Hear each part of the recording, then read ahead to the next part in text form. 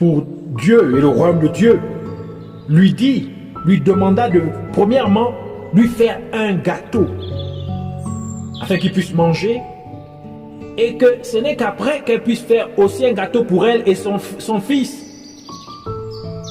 Et lorsqu'elle obéit au prophète, la parole de Dieu dit que la farine et l'huile ne manquera point dans sa maison jusqu'à ce que la sécheresse prit fin, jusqu'à ce que la pluie revint. 1 Roi chapitre 17 verset 10 à 16. Nous lisons ce passage qui portrait cette histoire, qui dit ceci. Il se leva et il alla à Sarepta. Comme il arrivait à l'entrée de la ville, voici il y avait là une femme veuve qui ramassait du bois. Il appela et il dit, va me chercher, je te prie, un peu d'eau dans un vase afin que je boive. Et elle alla en chercher. Et il appela de nouveau et dit, apporte-moi, je te prie, un morceau de pain dans ta main. Et elle répondit, l'Éternel ton Dieu est vivant. Je n'ai rien de cuit, je n'ai qu'une poignée de farine dans un pot et un peu d'huile dans une cruche. Et voici, je ramasse 2 morceaux de bois, puis je rentrerai et je préparerai cela pour moi et pour mon fils. Nous mangerons, après quoi nous mourrons. Et lui dit, ne crains point, rentre, fais comme tu as dit, seulement prépare-moi d'abord avec cela un petit gâteau, et tu me l'apporteras, et tu en feras ensuite pour toi et pour ton fils. Car ainsi parle l'Éternel, le Dieu d'Israël, la farine qui est là, qui est dans le pot, ne manquera point, et l'huile qui est dans la cruche ne diminuera point jusqu'au jour où l'Éternel fera tomber de la pluie sur la face du sol. Elle alla et fit selon la parole d'Élie. Et pendant longtemps, elle eut de quoi manger, elle et sa famille, aussi bien qu'Élie. La farine qui était dans le pot ne manqua point, et l'huile qui était dans la cruche ne diminua point, selon la parole de l'Éternel, que l'Éternel avait prononcée par Élie.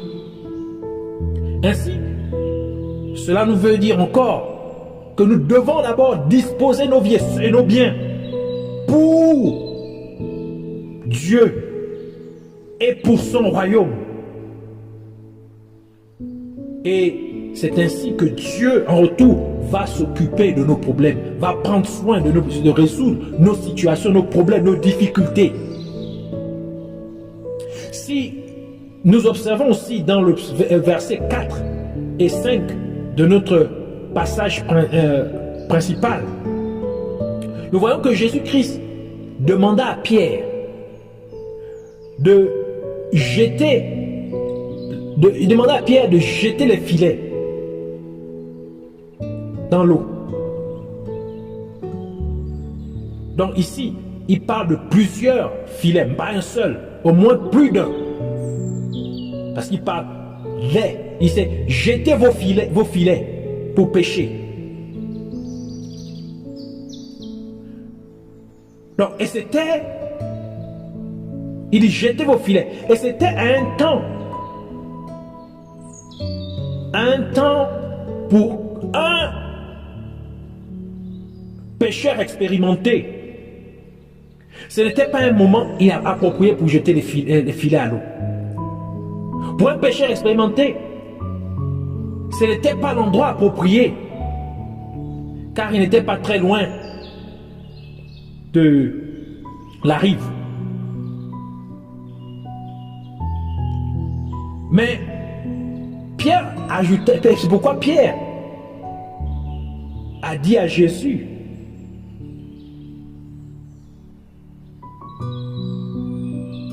que nous avons péché toute la nuit. Nous avons péché toute la nuit. Donc cela va, qu'est-ce que cela implique? Il voulait dire par là à Jésus que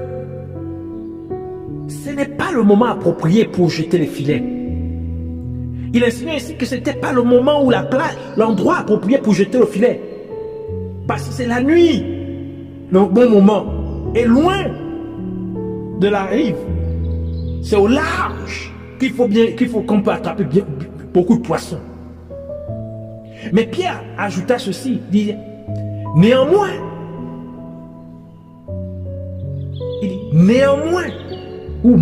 mais à ta parole, sur ta parole, je jetterai le filet.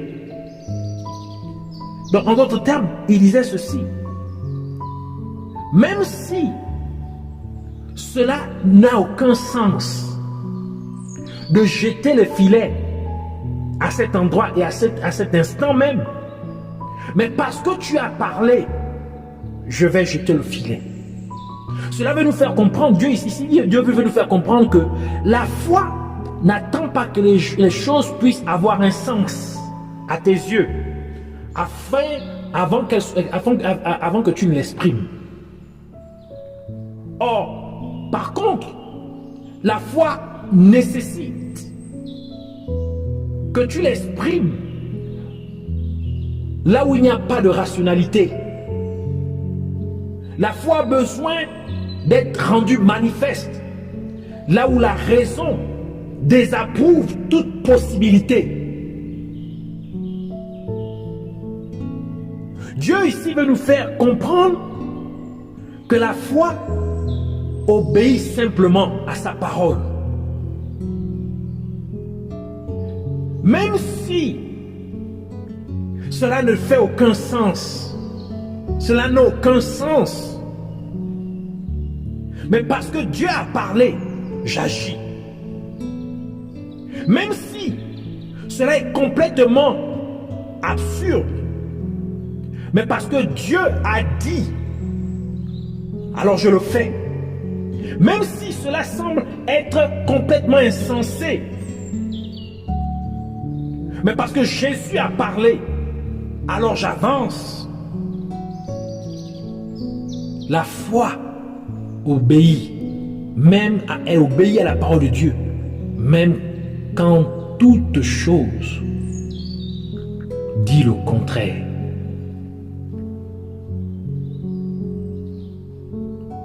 Si nous prenons un regard plus minutieux au verset 4, Jésus dit à Pierre, jetez vos filets pour pêcher. Donc ici, comme je disais tantôt plus tôt, il parle ici de moins plus d'un filet, parce qu'il parle de vos filets. Or, dans le verset 5, nous voyons que Pierre a jeté seulement un seul filet. Donc Pierre et son frère n'ont jeté qu'un seul filet. Et cela se confirme dans le fait que lorsque ils eurent attrapé les poissons, le filet était tellement plein qu'il était sur le point de craquer.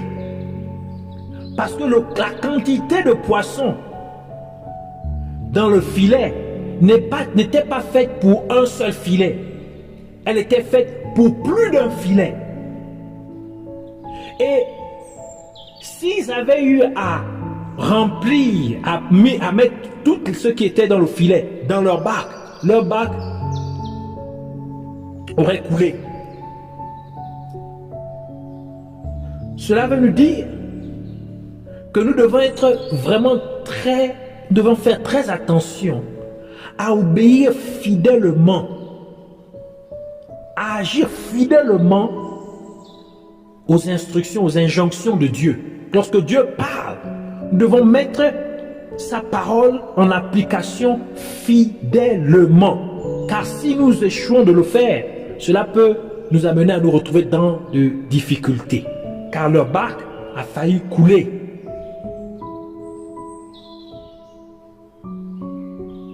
Le fait que les poissons étaient tellement nombreux et que cela a permis de remplir une autre barque, une deuxième barque. Cela implique, ou cela veut nous faire comprendre que lorsque Dieu rentre dans ta situation, dans notre situation, lorsque Dieu rentre dans ta situation, la solution va être au-delà de tes attentes. Cela va être plus qu'assez pour toi et pour ta famille, afin que tu puisses partager la bénédiction de Dieu aux gens autour de toi. Alors nous devons comprendre ici que la bénédiction de Dieu dans ta vie est une opportunité pour partager à d'autres personnes, afin d'exprimer l'amour de Dieu à d'autres personnes. Jésus a amené Pierre à faire une pêche miraculeuse pour briser la déception de Pierre d'avoir travaillé toute la nuit sans avoir attrapé quoi que ce soit. Et après, Jésus dit à Pierre, je ferai de toi un pêcheur d'hommes. Cela veut nous faire comprendre que le problème principal dans nos vies, le problème auquel nous faisons face, un problème majeur que nous faisons face, que nous pouvons faire face dans nos vies, est en réalité relié à notre appel divin pour notre vie. Cela s'aligne au but divin de notre vie. Ce problème est une indication du mandat que Dieu nous donne sur terre pour notre vie. Et lorsque Dieu résout ce problème de manière miraculeuse dans notre vie, il est en fait en train d'activer notre appel divin. C'est pourquoi lorsque quelqu'un, vous remarquez, lorsque Dieu délivre quelqu'un, par exemple de l'addiction à la drogue, cette personne finit toujours par aider d'autres personnes à sortir aussi de l'addiction à la drogue. Ou lorsque Dieu délivre quelqu'un de la prostitution, cette personne finit par aider d'autres personnes aussi à sortir, à être libérées de la prostitution. Et ainsi de suite.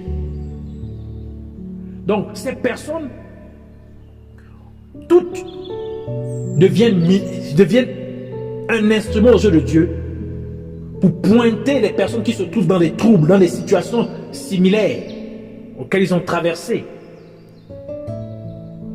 à les pointer vers Jésus-Christ afin que ces personnes aussi soient libérées comme elles-mêmes ont été libérées.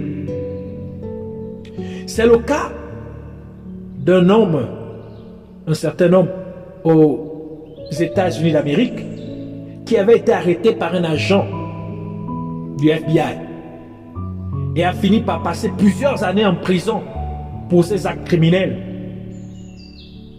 Mais c'est en prison que cet homme a donné sa vie à Jésus-Christ et il s'est repenti de tous ses mauvais actes. Et il a passé la majeure partie de son temps en prison à étudier la parole de Dieu, à lire la Bible, à comprendre la Bible. Et Dieu l'utilisa à amener beaucoup d'autres de ses coprisonniers à venir à Jésus-Christ. Et lorsque, après quelques années, cet homme fut libéré de prison, il allait rendre visite à l'agent du FBI qui l'avait arrêté. Et cet agent du FBI finit par lui dire ceci, que dès le jour où tu es rentré en prison, j'ai commencé à prier pour toi. Et Dieu me révéla que tu étais la raison pour laquelle Dieu a permis que je puisse joindre le FBI, afin que je puisse être la personne par qui tu sois arrêté, mais la personne par qui tu puisses connaître Dieu en intercédant pour toi chaque jour. Et aujourd'hui, ces deux hommes sont des meilleurs amis. Et le ministère de cet homme qui est sorti de prison a touché et a aidé et a mené plus de 20 000 personnes, 20 000 prisonniers, anciens prisonniers, à connaître Jésus-Christ, à accepter Jésus-Christ, à être sauvés dans tous les États-Unis d'Amérique, à travers les États-Unis d'Amérique. Et ces deux hommes ont été invités à la Maison Blanche par le président Trump, qui les a reconnus publiquement et a béni le Seigneur, a béni Dieu pour ce qu'il a fait dans leur vie, et au travers de leur vie et au travers de leur amitié. Alors nous devons comprendre ceci, que le problème principal ou majeur auquel tu puisses faire face dans ta vie est une indication de ton appel divin, est une indication du but pour lequel Dieu t'a créé. Et lorsque Dieu t'aide à sortir de ce problème, à vaincre ce problème, il est en fait en train d'activer ton appel divin. Alors, peuple de Dieu, nous devons prier ainsi, afin que Dieu, nous devons prier Dieu, afin qu'au nom de Jésus-Christ, il puisse amener les gens, afin toute l'humanité, à ne pas se fier à leurs propres habiletés, connaissances, efforts et richesses, mais qu'ils puissent se fier à Dieu, puissent mettre totalement leur confiance en Dieu. Nous devons prier à Dieu afin que les gens ne puissent pas attendre d'avoir épuisé tous leurs moyens avant de reconnaître Dieu dans leur vie. Nous devons prier que Dieu puisse amener l'humanité, chaque être humain, à avoir l'attitude appropriée, une attitude d'humilité, et cela même pour tous les leaders de chaque nation, qu'ils puissent s'humilier devant de Dieu, qu'ils puissent reconnaître Dieu dans l'exercice de leurs fonctions, qu'ils puissent toujours chercher la face de Dieu dans toutes les décisions qu'ils doivent prendre. Nous devons prier afin que Dieu puisse rencontrer ceux qui ont le cœur brisé, ceux qui ont le cœur abattu dans leur point de besoin.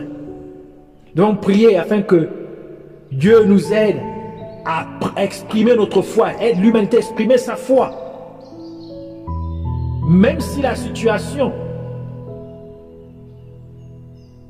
n'a aucun sens de nous amener à agir d'une telle manière. Nous devons prier aussi que Dieu nous aide à exprimer notre foi de telle sorte que nous obéissons seulement à sa parole de manière fidèle.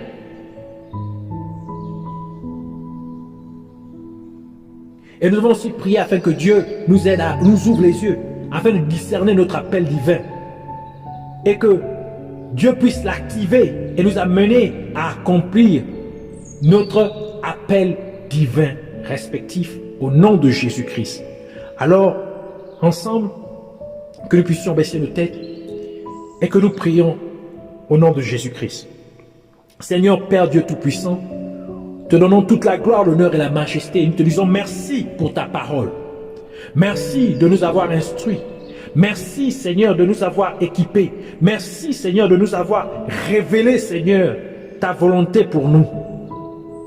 Car ta parole est ta volonté pour nos vies, pour nos destinées, pour l'humanité. Alors nous te prions au nom de Jésus-Christ. Aide l'humanité tout entière à ne pas se fier à ses propres habilités, à sa propre connaissance, intelligence, sagesse ou à ses propres efforts ou richesses, mais que nous nous fions entièrement à toi, notre Créateur. Que tu puisses aider l'ouvrage de tes mains, Seigneur, à ne pas attendre d'avoir épuisé toutes ces voies avant de te reconnaître. Mais que nous puissions être sages en ceci. Que nous puissions te reconnaître, Seigneur, dans tout ce que nous faisons. Que nous puissions, Seigneur, chercher ta face dans tous nos décisions, dans toutes nos actions, dans toutes nos entreprises. Que tu puisses amener, Seigneur, l'humanité tout entière à s'humilier devant toi, à avoir un cœur, Seigneur, une attitude appropriée, un cœur d'humilité au-devant de toi. Et c'est aussi pour tous les leaders de chaque nation qui puissent, Seigneur, s'humilier devant de toi, qui puissent, Seigneur, te reconnaître, qui puissent, Seigneur, chercher ta face dans toutes leurs entreprises, dans toutes leurs décisions. Au nom de Jésus-Christ, Seigneur, que tu puisses rencontrer tous ceux qui ont le cœur abattu, qui ont le cœur brisé, à leur point de besoin. Que tu puisses rencontrer leurs besoins. Que tu puisses changer leur déception en succès. Leur limitation, Seigneur, en accomplissement. Au nom de Jésus-Christ, Seigneur. Que tu puisses les faire sortir du désespoir. Afin qu'ils puissent, que la joie, Seigneur, et l'espoir puissent rayonner maintenant à nouveau dans leur cœur. Au nom de Jésus-Christ. Nous te prions, Seigneur. Aide-nous, aide l'humanité entière à pouvoir exprimer sa foi en toi. Dans toute situation, même lorsque la situation ne fait aucun sens de nous amener à agir d'une telle manière. Que nous puissions simplement, parce que tu l'as dit, parce que tu l'as parlé, parce que ta parole nous le dit, que nous puissions agir ainsi.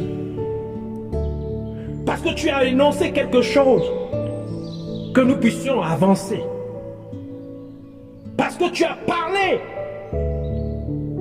que nous puissions nous mettre en action. Seigneur, ouvre nos yeux, afin de discerner, de reconnaître, Seigneur, l'appel que tu as établi sur nos vies, à tout un chacun. Que nous puissions comprendre, Seigneur, au travers des difficultés dans lesquelles nous passons, les difficultés principales dans lesquelles tu nous permets de traverser, que nous puissions réaliser le but pour lequel tu nous as créés, notre appel divin. Et que lorsque tu nous amènes, Seigneur, à surmonter, à vaincre, Seigneur, ces difficultés, ce problème, ainsi à activer notre appel divin et à pouvoir l'accomplir au nom de Jésus-Christ. Étends ta main, Seigneur, sur toute l'humanité et active, Seigneur, l'appel de l'ouvrage de tes mains, l'appel de chaque être humain, l'appel divin de chaque être humain, Seigneur. Active-le, Seigneur, au nom de Jésus. Dans ces temps les derniers, active, Seigneur, l'appel de tout un chacun. Et que tu nous amènes, Seigneur. Tu nous conduis, Seigneur, comme bon berger, à arriver, à accomplir, Seigneur, cet appel, notre destinée, le but pour lequel tu nous as créés, notre objectif, Seigneur, pour la vie. Au nom de Jésus-Christ, qu'à toi revienne toute la gloire, l'honneur et la majesté pour des siècles et des siècles. Au nom de Jésus-Christ, nous avons ainsi prié. Amen. Que vous soyez bénis au nom de Jésus.